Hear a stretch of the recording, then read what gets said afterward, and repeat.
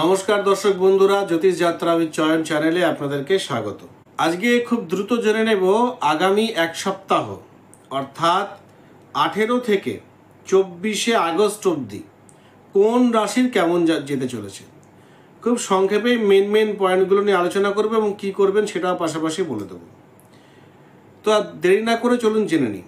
মেষ রাশির ক্ষেত্রে এই সময় কিন্তু একটা কথা বলে দিই, পরিবারের অন্য সবার সাথে সম্পর্ক ভালো থাকলেও যেটা স্ত্রীর সাথে একটু বোঝাপড়ার সমস্যা আসতে পারে, একটু বিবাদ আসতে পারে এবং সপ্তাহের মাঝখানে হঠাৎ করে বাইরের কোনো তৃতীয় ব্যক্তির কারণে স্ত্রীর সাথে বোঝাপড়ার সমস্যা বেশি বাড়ার সম্ভাবনা কিন্তু আছে।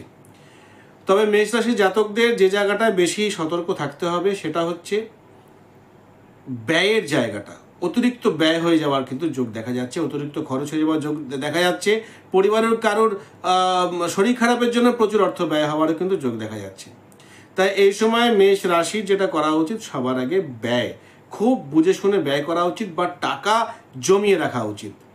টাকা কিন্তু এক্সট্রা একটা ফান্ড রেখে দেওয়া উচিত, মানে সিকিউরিটি মানি। ঠিক আছে। নেক্সট বৃষ রাশি। বৃষ রাশির ক্ষেত্রে সময় ভালো এবং বৃষ রাশির ক্ষেত্রে কিন্তু একটা জিনিস দেখা যাচ্ছে, ভ্রমণ এবং ব্যবসায় লাভ এবং যারা সেলফ এমপ্লয়মেন্টের মধ্যে তাদের ক্ষেত্রে লাভ। চাকরি ক্ষেত্রে টেনশন বৃদ্ধি বা প্রতিযোগিতা বাড়ার সম্ভাবনা বেশি আছে। মিথুন রাশির ক্ষেত্রেও একই কথা বলবো, ব্যবসার ক্ষেত্রে ভালো, কিন্তু চাকরি ক্ষেত্রে প্রচুর পরিশ্রম করতে হবে। 10 পা প্যাডেল করবেন, 4 পা হয়তো সাইকেল চলবে। পরিশ্রম করতে হবে, এই সময় কিন্তু পরিশ্রম আপনাকে চালিয়ে যেতে হবে, এটা কিন্তু দেখা যাচ্ছে। বাদবাকি দিক থেকে ভালো, এই সময় কিন্তু আপনার ক্ষেত্রে কোনো ইনভেস্টমেন্টের দিকে যাওয়াটা ভালো হবে বলে দেখা যায়। কর্কট রাশির ক্ষেত্রে এটুকুনি বলবো, বুধ আপনার ক্ষেত্রে অস্তমিত ছিল, আপনার রাশিতে বসে এখন সে উদিত হয়ে গেছে।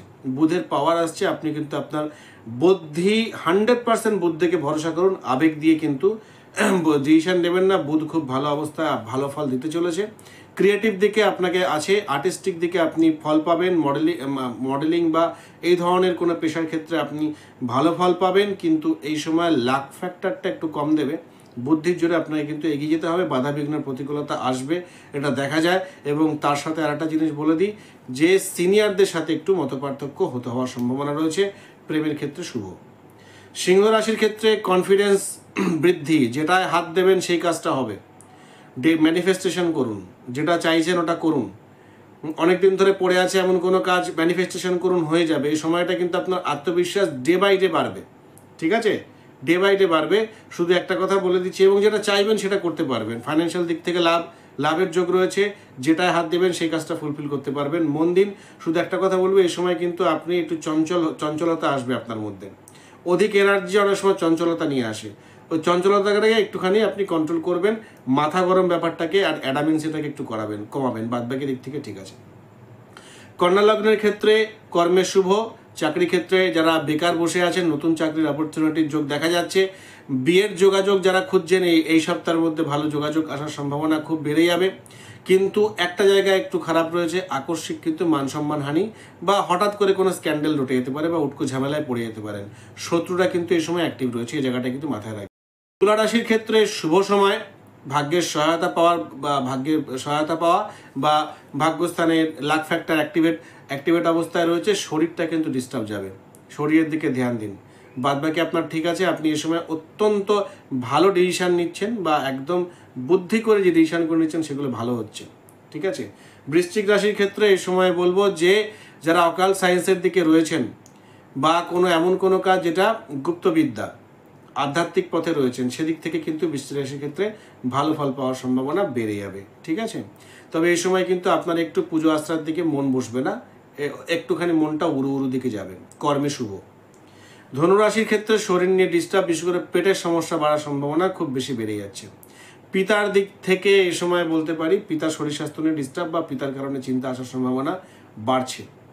এবং তার সাথে সাথে একটু গৃহ অশান্তি কিন্তু প্রায়শই হওয়ার সম্ভাবনা আছে, বা আপনার কর্মস্থানেও কোনো প্লেস চেঞ্জের সম্ভাবনা রয়েছে। মকর রাশির ক্ষেত্রে আপনার ভীষণ পরিমাণে আপনি এফোর্ট দেবেন এবং দিতে চলেছেন। তবে সপ্তাহের মাঝখানে হঠাৎ করে কিন্তু কোনো তৃতীয় ব্যক্তির কারণে আপনার সংসারে অশান্তি লাগার সম্ভাবনা আছে, এই জায়গাটা মাথায় রাখবেন।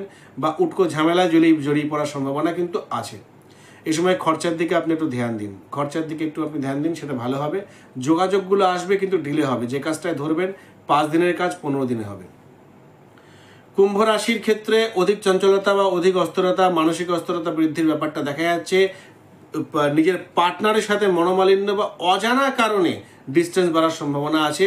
মুখের দিকে লাগাম দিন, একটুখানি স্ট্রেট কাট বলার প্রবণতা বাড়ছে, এই দিকে আপনাকে লাগাম দিতে হবে। প্রেমের শুভ। যারা সিঙ্গেল রয়েছেন এই সপ্তাহে কিন্তু নতুন কোনো যোগাযোগ বন্ধু বান্ধব মারফত আসার সম্ভাবনা খুব বেশি দেখা যাচ্ছে।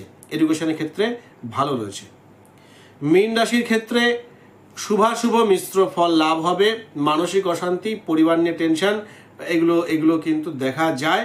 কিন্তু যেটা দেখা যাচ্ছে, আপনি যদি এই সময়টা প্রত্যহ হনুমানজির পুজো করেন এবং হনুমান চালিসা পাঠ করেন, অশুভত্বের হানি হবে।